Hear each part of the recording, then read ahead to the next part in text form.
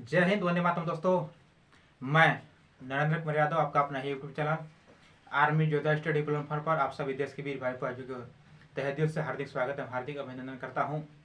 साथियों, मैं बता दूं, आज जो मेरा टॉपिक होने वाला है वो आपका बायोलॉजी का टॉपिक है।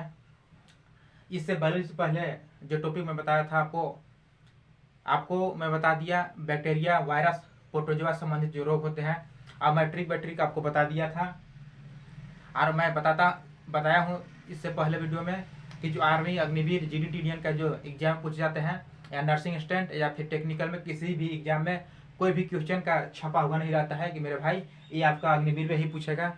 आपका हो सकता है आपका जो नर्सिंग है 12th लेवल पर नर्सिंग भराता है, इंपॉर्टेंट आपका जो बायोलॉजी होता है, बायोलॉजी से आपको 15 क्वेश्चन पूछे जाते हैं। तो ऐसा नहीं है मेरे भाई कि क्वेश्चन पर लिखा हुआ नहीं रहता है कि यह बायोलॉजी में या फिर जीडी अग्निवीर में पूछा जाएगा। इसके लिए आप कंफर्म रहे, आप तैयारी करते रहिए। जो मैं टॉपिक बता रहा हूँ आज मैं बताता हूँ आपको वायरस, आपको बताता हूँ कवक फंगस के बारे में, जो कि कवक से होने वाला जो रोग है मेरे भाई, कवक या फंगस कि इससे जो रिलेटेड जो रोग होते हैं, इससे मेन मुख्य पांच रोग होते हैं जो इस प्रकार है। मैं आपको ट्रिक भी दे रहा हूँ कि ट्रिक से कैसे याद करना है मेरे भाई। तो मैं आज का जो ट्रिक है वो ट्रिक है मेरा कि दामाद गंजा के साथ खाएं फ्रूट। इसका कहने का मतलब ये हुआ मेरे भाई कि ये जो मेरा ट्रिक मैं आपको बताया कि दामाद गंजा के साथ खाएं फ्रूट, ये आपका इंपॉर्टेंट मान रखता है कि जो ट्रिक है आपको जल्दीबाजी में याद हो जाएगा। ऐसे आप लोग दामाद से सभी परिचित हैं कि दामाद क्या होते हैं, गंजा से सभी परिचित हैं। के साथ का मतलब यहाँ कुछ नहीं है मेरे भाई, खाएं का मतलब लोग जानते हैं। अब फ्रूट का मतलब समझते हैं, आपको फ्रूट मतलब ऐसे इंग्लिश में बोलते हैं उसे फल। आपका जो दामाद से होने वाला मेरा भाई आपका जो रोग है वो हुआ आपका दामाद यानी कि दामा, और द का मतलब हुआ आपका दाद, और गंजा का मतलब जान रहे गंजा। के साथ के यहाँ कुछ अक्षर नहीं, वर्ड नहीं निकलता है, आपको फिर निकलता है खाए, यानी कि इसका अर्थ हुआ खाज या खुजली। इसके बाद आपका आता है फ्रूट, जो कि एथली फ्रूट यानी कि पैरों का जो रोग होता है। तो आइए मैं सबसे पहले बताता हूँ आपको दमा के बारे में कि दमा क्या चीज है। तो मैं आपको दमा के बारे में बताता हूँ कि दमा एक ऐसा रोग है जो श्वसन को प्रभावित करता है, जो श्वास नली को रोक देता है।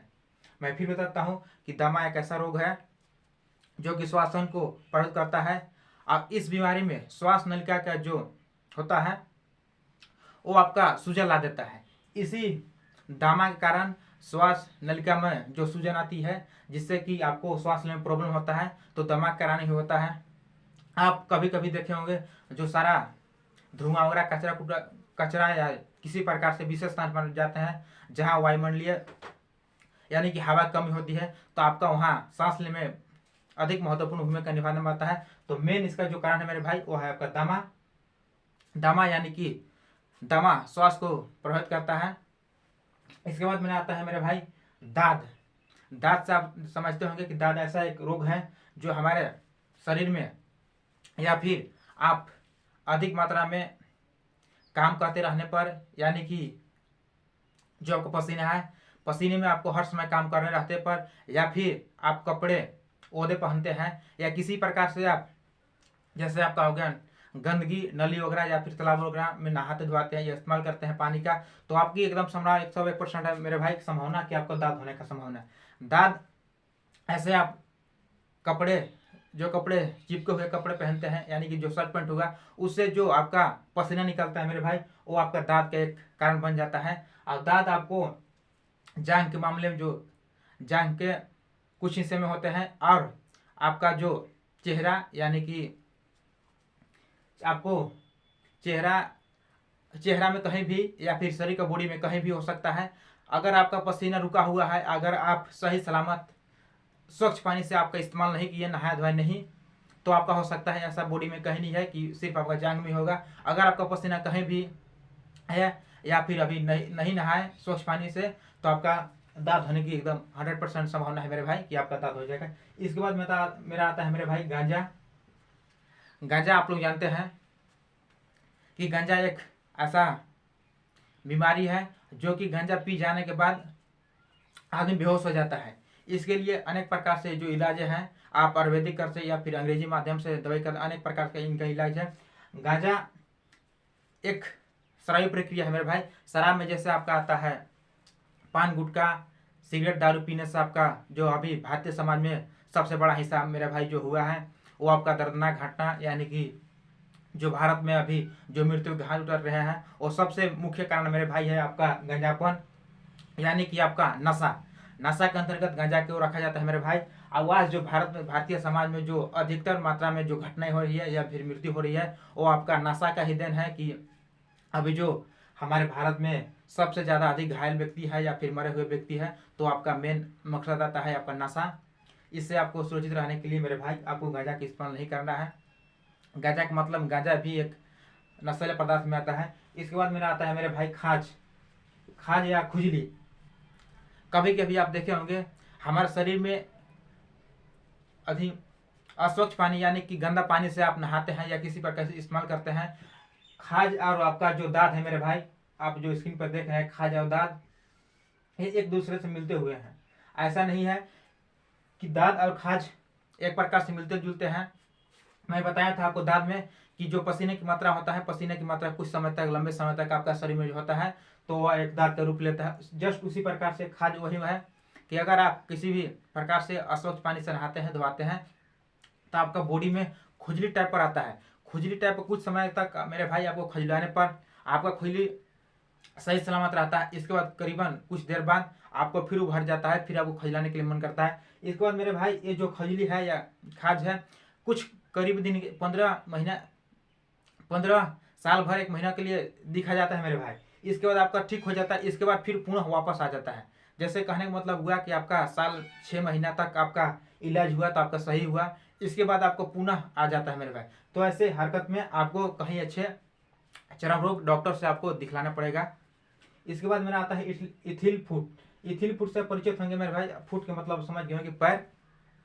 अब पैर में जो इथिली फुट यानी कि पैर में जो निचला हिस्सा है आपको या तो फिर मोटा हो जाएगा या तो फिर आपका पतला हो जाएगा, या तो फिर पैर में कभी कभी देखे होंगे आप लोग कट का चिन्ह हो जाता है, जैसे बीचे बीच फट जाता है। तो मेरा आपको इथिली फुट में देखने को मिलता है। आपका पैर मोटा हो जाएगा, जो चमड़े हैं मोटा हो जाएंगे। इससे अनेक बीमारी होता है जो आपको पैर में इथिली फुट के माध्यम से आपको देखने को मिलता है। तो मेरे भाई आप आज देखिए आप कवक यानी कि फंगस के बारे में। इसका मैं ट्रिक बताया कि दमाद गंजा के साथ खाएं फ्रूट, आपको याद हो गया। इससे रिलेटेड कुछ और आपको जैसे आता है आपका लकवा। मैं बताता हूँ कि लकवा होता क्या चीज़ है। तो लकवा मेरे भाई, लकवा एक ऐसा बीमारी है जो कि हवा के माध्यम से या फिर आस पड़ोस में कहीं भी हो जाता है तो इससे माध्यम से पहुंच जाता है। लकवा में मेरे भाई, लकवा में शरीर का बॉडी में कहीं प्रवेश करता है। ऐसा नहीं है कि आपको माइंड में या फिर पैर हाथ में आपको प्रवेश करेगा, ये कहीं भी प्रवेश कर सकते हैं, कर जाता है। इससे रिलेटेड मेरे भाई आपका लकवा जहाँ छूता है, लकवा मारता है या फिर छूता है, वहाँ का तंत्र कोशिका जो मांसपेशियाँ होती है वो काम करना बंद कर देते हैं। यानी कि आपको 0 लेवल तक वहाँ जो मांसपेशी है या फिर शरीर के किसी भी अंग में बॉडी में अगर आपका छू देता है या फिर लग जाता है लकवा तो आपका विकास बंद हो जाता है शरीर का। तो आप जैसे हैं वैसे हो जाते हैं। यानी कि कुल मिलाकर मेरे भाई तंत्र कोशिकाएं काम करना बंद कर देती है। इसके बाद मेरा भाई आता है आपका मिर्गी। मिर्गी से आप लोग सभी परिचित होंगे मेरे भाई। मिर्गी करीबन कुछ वर्ष पहले आप लोग के मिर्गी, लकवा, कैंसर, टीबी वगैरह के बारे में जब तक हमारे अंग्रेजी दवाइयाँ नहीं उपलब्ध थी तब तक बहुत परेशान किया मेरे भाई। अब जो आयुर्वेदिक है या फिर अंग्रेजी दवाइयाँ हैं तो अब तक अधिक मात्रा में हमारे भारत सरकार ने भी टीबी का इलाज का शुरू कर दी। जैसे आपका कैंसर हो गया, कैंसर का भी हो गया, एड्स हो गया। एड्स का मेरे भाई आपको जो बताया था आपको वायरस के बारे में कि एड्स कैसा होता है, क्या क्या चीज़ है वो एड्स के बारे में, तो सबका निदान है मेरे भाई। लेकिन परम्पार के लिए नहीं निदान है एड्स के बारे में। और अभी भी इसका ये नहीं हुआ है कि मतलब पूरा आपका एड्स खत्म हो जाएगा। तो एड्स के बारे में मैं नहीं बताता हूँ क्योंकि वायरस संबंधित है। और आज मैं बता रहा हूँ आपको कवक के बारे में। इसके बाद मेरा भाई आता है आपका कैंसर।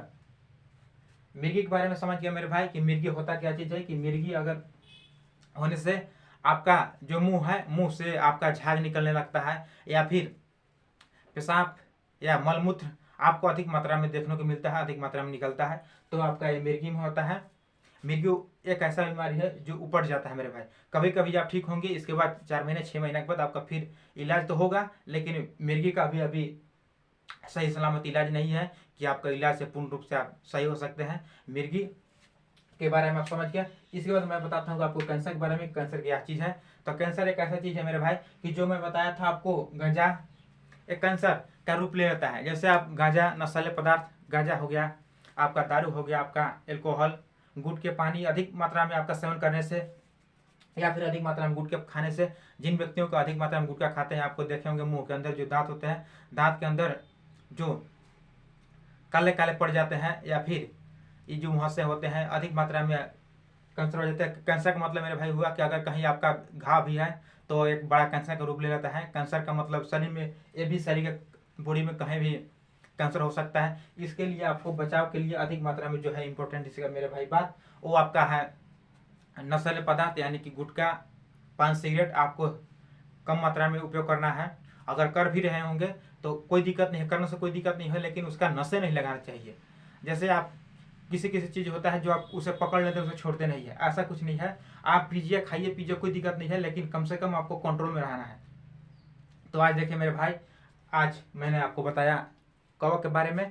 फंगस, कवक और फफूंद एक ही चीज़ है मेरे भाई।